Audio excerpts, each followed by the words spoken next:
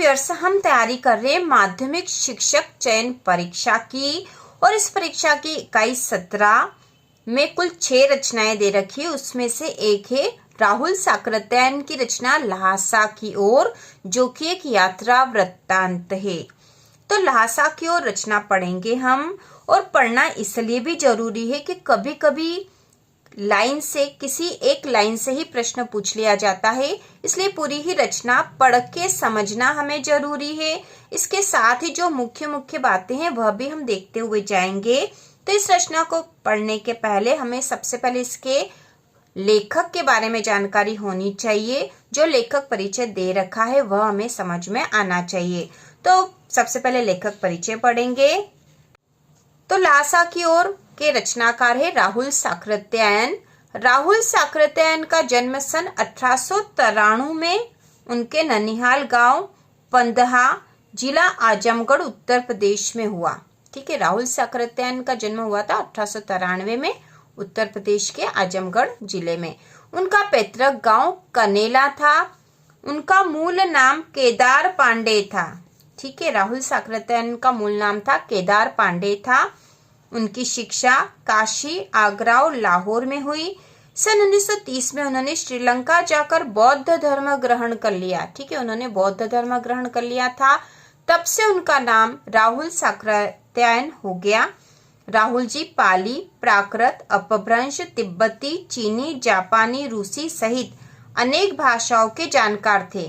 उन्हें महापंडित कहा जाता था। ठीक है, आपको पता होना चाहिए। जो जो अंडरलाइन कर रहे हो आप नोट कर लो। सन 1863 में उनका देहांत हो गया। राहुल साकृत्यायन ने उपन्यास, कहानी, आत्मकथा, यात्रावृत्त, जीवनी, आलोचना, शोध आदि अनेक विधाओं में साहित्य सृजन किया। इतना ही नहीं, उन्होंने अनेक ग्रंथों का हिंदी में अनुवाद भी किया। मेरी जीवन यात्रा, इसके 6 भाग है। दर्शन दिग्दर्शन, 22वीं सदी, वोल्गा से गंगा, भागो नहीं दुनिया को बदलो, दिमागी गुलामी, घुमक्कड़ शास्त्र उनकी प्रमुख कृतियां है। तो ये भी आपको उनकी प्रमुख कृतियां नोट कर लेनी चाहिए। साहित्य के अलावा दर्शन, राजनीति, धर्म, इतिहास, विज्ञान आदि विभिन्न विषयों पर राहुल जी द्वारा रचित पुस्तकों की संख्या लगभग 150 है। राहुल जी ने बहुत सी लुप्तप्राय सामग्री का उद्धार कर अत्यंत महत्वपूर्ण कार्य किया है।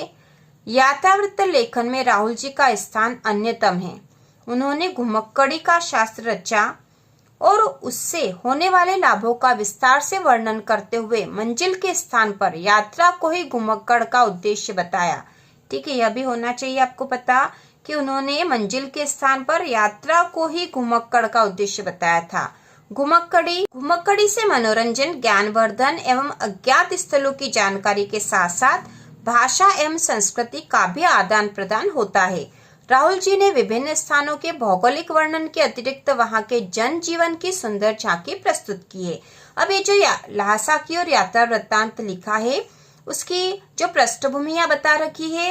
संकलित अंश राहुल जी की प्रथम तिब्बत यात्रा से लिया गया है। उन्होंने जो प्रथम तिब्बत यात्रा करी थी वहां से लिया गया है, जो उन्होंने सन 1929-30 में नेपाल के रास्ते की थी। तो यह भी आपको पता होना चाहिए। लेखक जो है तिब्बत नेपाल के रास्ते गए थे।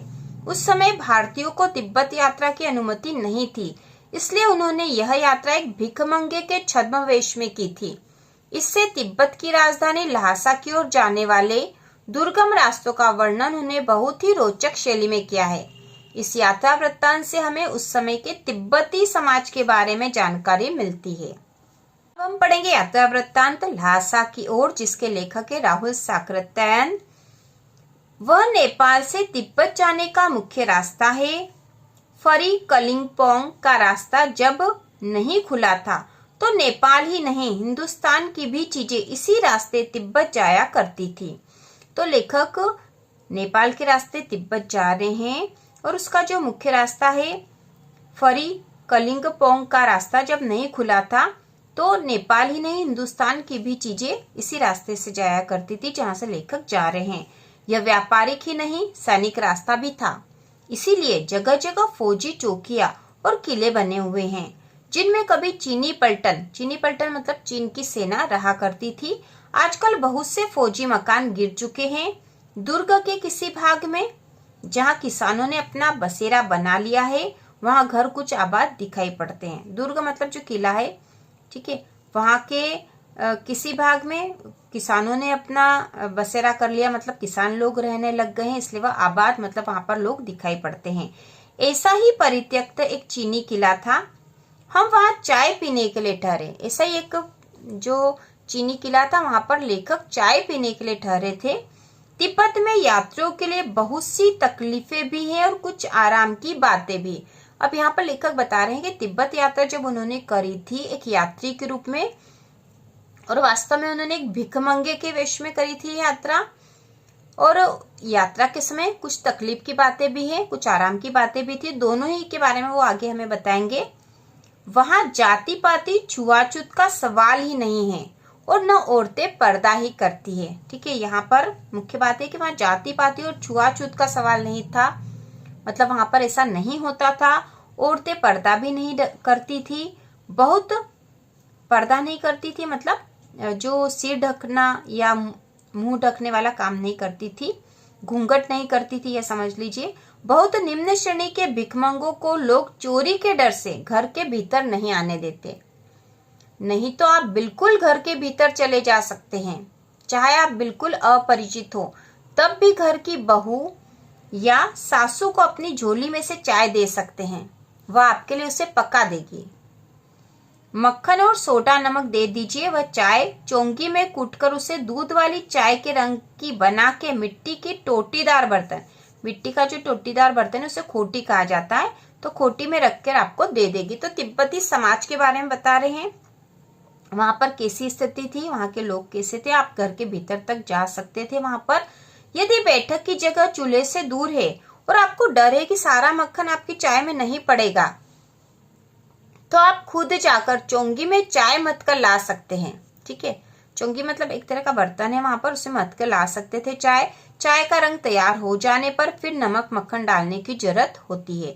तो इस प्रकार से यहाँ पर तिब्बती समाज के बारे में बताते हुए लेखक आगे बढ़ रहे हैं। परित्यक्त चीनी किले से जब हम चलने लगे तो एक आदमी राहदारी मांगने आया। राहदारी मतलब रास्ते का कर या टैक्स बोलते हैं जिसको, रास्ते का टैक्स मांगने आया। हमने वो दोनों चीटें उसे दे दी। चीटें मतलब लेखक जो है कुछ चिट्ठी किसी से लिखवा के लाए थे, तो वह है। शायद उसी दिन हम थोंगला के पहले के आखिरी गांव में पहुंच गए। यहाँ भी सुमति के जान पहचान के आदमी थे और भिखमंगे रहते भी ठहरने के लिए अच्छी जगह मिली।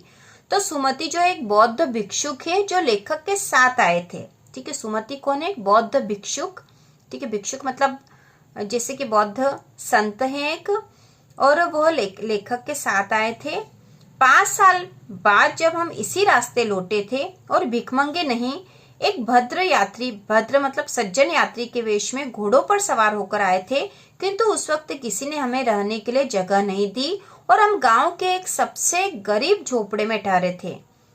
बहुत कुछ लोगों की उस वक्त की मनोवृत्ति पर ही निर्भर है, खासकर शाम के वक्त चंग पीकर बहुत कम होश हवास को दुरुस्त रखते हैं। चंग मतलब एक तरह की शराब है वहां पर जो पी जाती है। तो रात यहाँ पर लेखक कह रहे हैं कि पहली बार जब वो सुमति के साथ आए थे तो उनको, लेखक तो भिखमंगे के वेश में थे और सुमति तो बौद्ध भिक्षुक था, तो भी उनको रहने के लिए अच्छी जगह मिल गई थी भिखमंगे के वेश में होते हुए भी।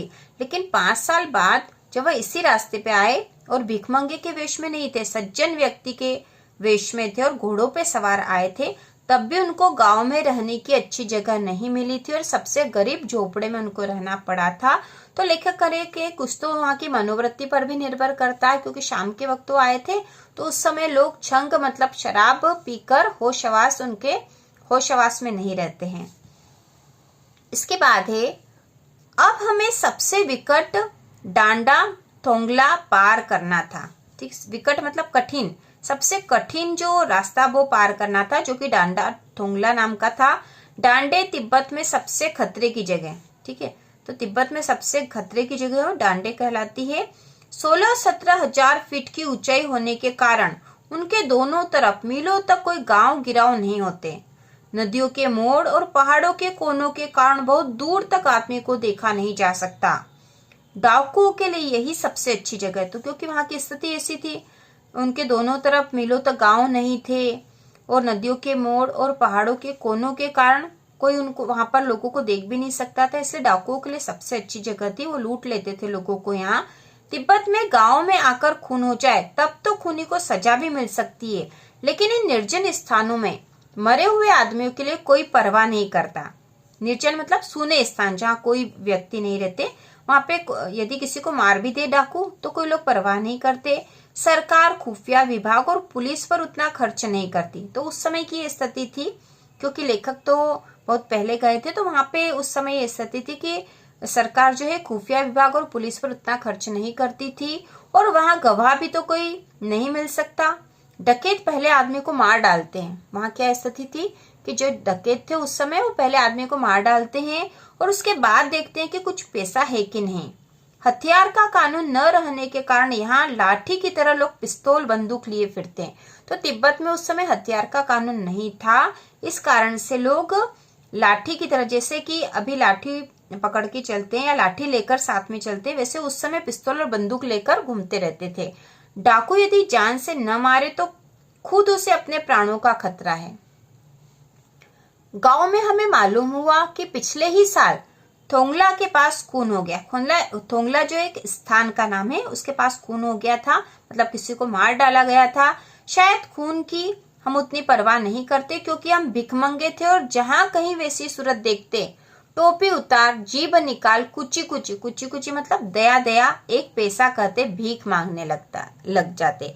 तो यहाँ पर लेखक कह रहे हैं कि उनको इतना डर नहीं था, क्योंकि वो भिखमंगे के वेश में थे, और जहां कहीं कुछ ऐसी स्थिति होती तो वह अपनी टोपी उतार के, जीभ निकाल के पैसा मांगने लग जाते थे, कुची कुची बोल के। कुची कुची का मतलब है दया दया।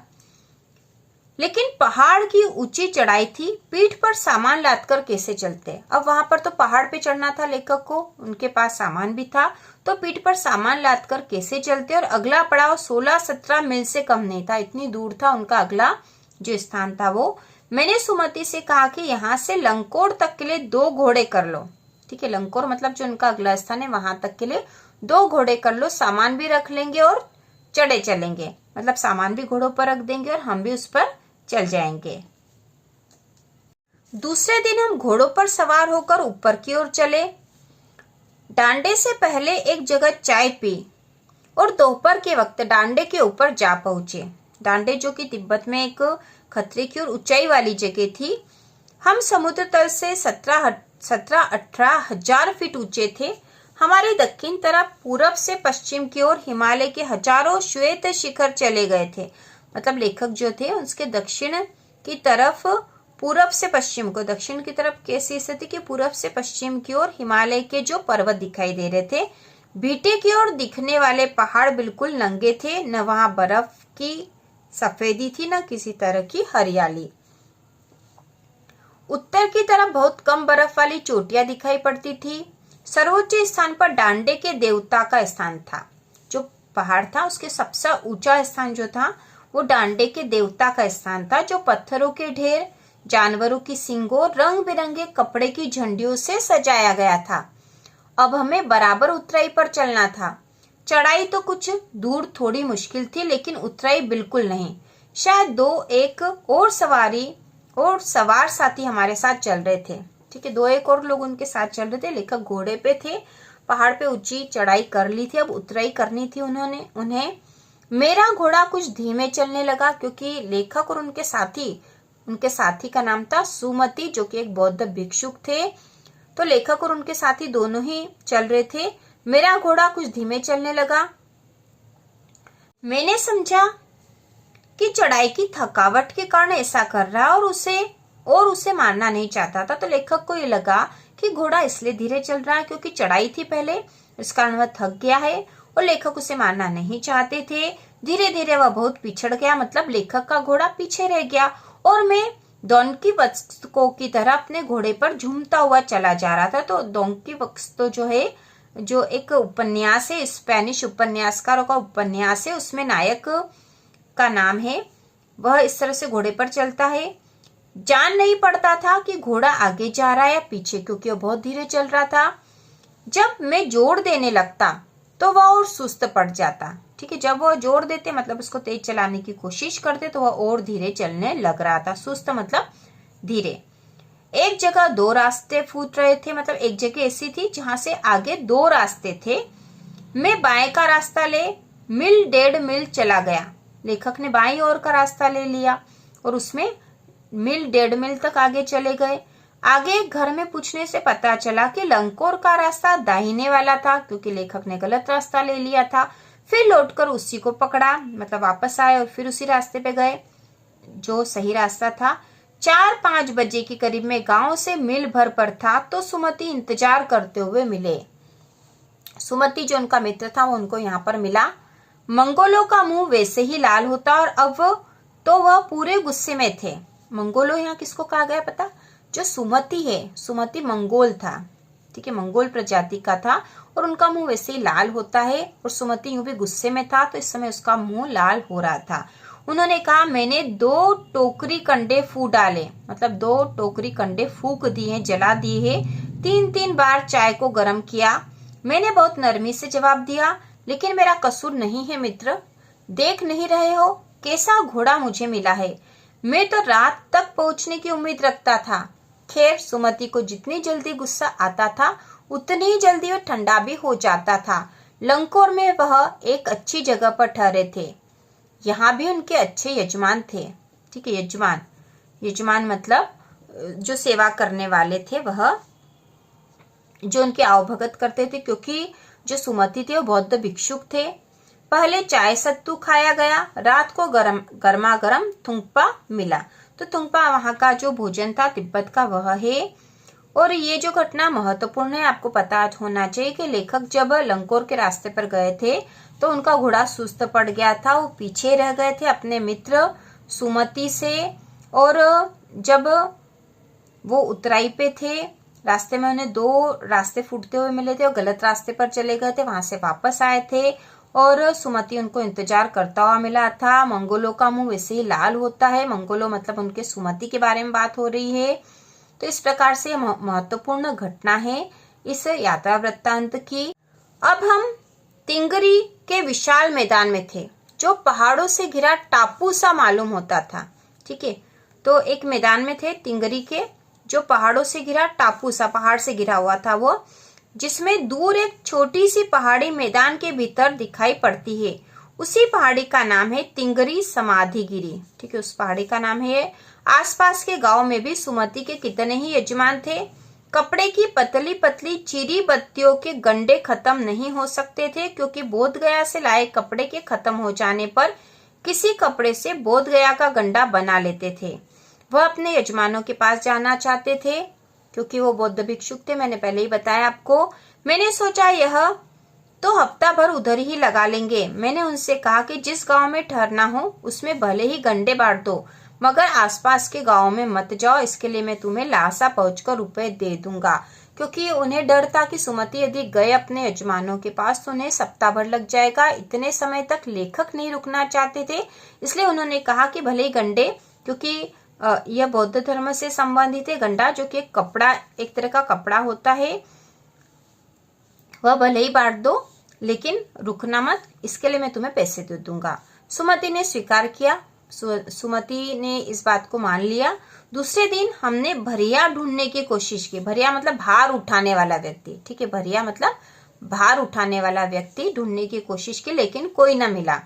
सवेरे ही चल दिए होते तो अच्छा था, लेकिन अब 10-11 बजे की तेज धूप में चलना पड़ रहा था। उनको कोई व्यक्ति नहीं मिला जो उनका भार मतलब सामान उठाकर चल पड़े। अब उनको ढूंढते हुए 10-11 बज गई थी, तेज धूप लग रही थी। तिब्बत की धूप भी बहुत कड़ी मालूम होती है। यद्यपि थोड़े से भी मोटे कपड़े से सिर को ढांक ले तो गर्मी खत्म हो जाती है। यदि मोटे कपड़े से सिर ढक लोगे तो गर्मी खत्म हो जाएगी। आप 2 बजे सूरज की ओर मुंह करके चल रहे हैं, ललाट धूप से जल रहा है। मतलब लेखक उस समय क्या 2 बजे सूरज की ओर मुंह करके चल रहे थे। तो जब सूरज की ओर मुंह करके चलते हैं तो गर्मी ज्यादा लगती है। ललाट मतलब उनका जो माथा है वह धूप से जल रहा है और पीछे का कंधा बर्फ हो रहा। पीछे ठंड हो रही है, कंधे में ठंडक है, इसलिए बर्फ हो रहा लिखा है। फिर हमने पीठ पर अपनी अपनी चीजें लादी डंडा हाथ में लिया और चल पड़े। यद्यपि सुमति के परिचित तिंगरी में भी थे, लेकिन वह एक और यजमान से मिलना चाहते थे, इसलिए आदमी मिलने का बहाना कर शेखर विहार की ओर चलने के लिए कहा। ठीक है, उन्होंने सुमति ने उन्हें शेखर विहार जो एक स्थान है वहां चलने को कहा। क्या बहाना बनाया कि वहां कोई आदमी मिल जाएगा सामान उठाने के लिए। तिब्बत की जमीन बहुत अधिक छोटे बड़े जागीरदारों में बटी। अब यहाँ पर वो तिब्बत की स्थिति बता रहे हैं कि वहां की जो जमीन है वह छोटे बड़े जागीरदारों में बटी है। इन जागीरों का बहुत ज्यादा हिस्सा मठों के हाथ में। मठ मतलब विहार, जो कि बौद्ध धर्म के एक तरह के आश्रम होते हैं। अपनी अपनी जागीर में हर एक जागीरदार कुछ खेती खुद भी कराता है, जिसके लिए मजदूर बेकार में मिल जाते हैं। बेकार में मतलब बिना मूल्य, क्योंकि ये विहार थे, मठ थे, तो मठों में काम करने के लिए लोग तैयार हो जाते हैं। खेती का इंतजाम देखने के लिए वहां कोई भिक्षु भेजा जाता। भिक्षु मतलब बौद्ध धर्म का व्यक्ति, जो जागीर के आदमियों के लिए राजा से कम नहीं होता। शेखर की खेती के मुखिया भिक्षु, जिनका नाम नमसे है, बड़े भद्र पुरुष थे। भद्र मतलब सज्जन व्यक्ति थे। वह बहुत प्रेम से मिले। हालांकि उस वक्त मेरा भेष ऐसा नहीं था कि उन्हें कुछ भी ख्याल करना चाहिए था, क्योंकि लेखक तो भिखमंगे के वेश में थे। यहाँ एक अच्छा मंदिर था जिसमें कंजूर किसे कहा गया है, बुद्ध वचन अनुवाद, बुद्ध के जो वचन है उनका अनुवाद था यहाँ पे, कि हस्तलिखित 103 पोथियां रखी हुई थी। आपको याद होना चाहिए, यहाँ पे 103 पोथियां रखी हुई थी। मेरा आसन वहीं लगा।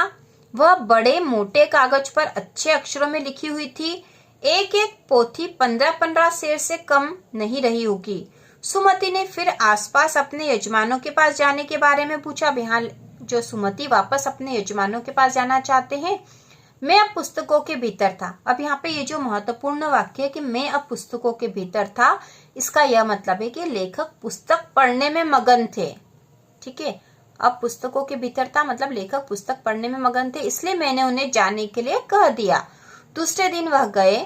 मैंने समझा 2-3 दिन लगेंगे, लेकिन वह उसी दिन दोपहर बाद चले आए। तिंगरी गांव वहां से बहुत दूर नहीं था। हमने अपना अपना सामान पीठ पर उठाया और भिक्षु नमसे से विदाई लेकर चल पड़े। तो इस प्रकार ये राहुल साकृत्यायन की रचना थी लहासा की ओर, जहां पर जिसमें वह तिब्बत की अपनी यात्रा के बारे में बात कर रहे हैं। तो ये आपके कोर्स में है, आपको यह पूरा पढ़ा हुआ होना चाहिए। कभी कभी इस पाठ के बीच में से ही कुछ प्रश्न आ जाते हैं, आप अच्छे से पढ़ लोगे तो आपको ध्यान रहेंगे। इसके साथ ही इसके जो भी वैकल्पिक प्रश्न इस पाठ में से बन सकते हैं वह हम अगले वीडियो में बताएंगे, और आगे की रचनाएं भी हम लगत पढ़ते रहेंगे। तो इसी प्रकार के और वीडियो देखने के लिए माध्यमिक शिक्षक चयन परीक्षा की तैयारी के लिए चैनल को सब्सक्राइब कीजिए।